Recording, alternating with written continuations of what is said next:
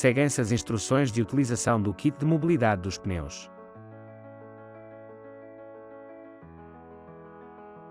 Se um pneu estiver danificado, estacione o veículo na berma da estrada ou no parque de estacionamento mais próximo.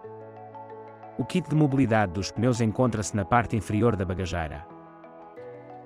Agite a garrafa com fluido vedante para misturar o mesmo.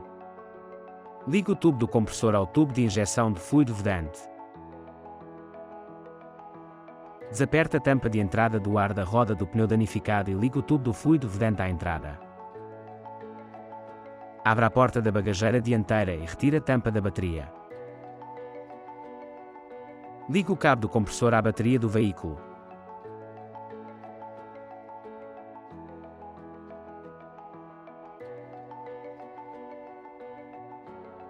Ligue o veículo e, depois, ligue o compressor para injetar o fluido vedante.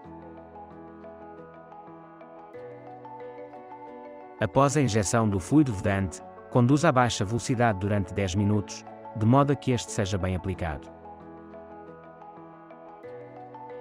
Abra a porta do condutor e verifique o nível de pressão de ar recomendado. Acione o compressor no sentido de adicionar ar até ser alcançado o nível de pressão de ar recomendado. Utilize o kit de mobilidade dos pneus quando a parte inferior de um pneu estiver danificada. Retire a etiqueta de limite de velocidade da garrafa com fluido vedante, coloque-a num local com bastante visibilidade e respeite sempre o limite de velocidade. Kia. Movement that inspires.